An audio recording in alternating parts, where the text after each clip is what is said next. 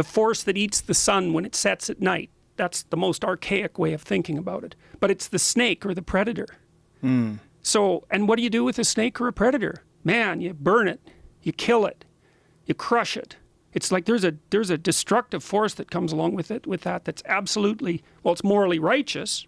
Because, yeah, you know, if it's a poisonous snake and it's threatening the village, obviously you kill it. And then you're celebrated for it.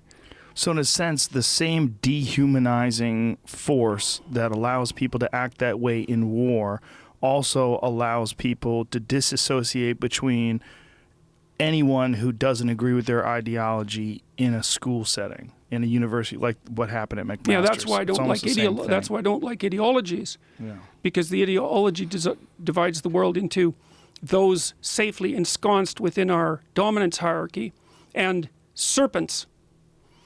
And so that's dangerous.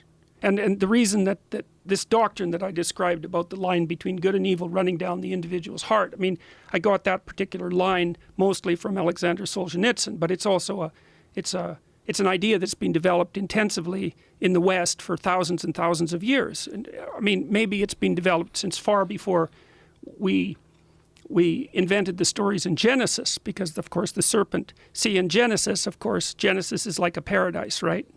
So you can think about it as a well-functioning hierarchy. It's also a balance between chaos and order. It's got walls and it's a garden. So, but there's a snake that pops its head in, and that's the same as that, as I said, that black dot inside the white serpent in the yin yang symbol. It's that no matter how, it doesn't matter how perfect the environment is set up, something that doesn't fit is going to make its way inside.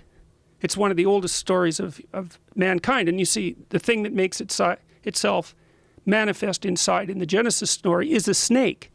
Now that snake turns out to be Satan, which is like, how the hell does that happen? It's a snake. Like, what? Where does that come from? It's not actually in the biblical writings to any degree. It's part of the surrounding mythology. Well, it's partly because people started to figure out that the worst snake wasn't a snake. The worst snake was the snake that was inside a person, because a malevolent person is way more of a threat than just a snake. Like a snake wants to bite you and it wants to eat you and all of that. And they were hell on our extremely primordial ancestors.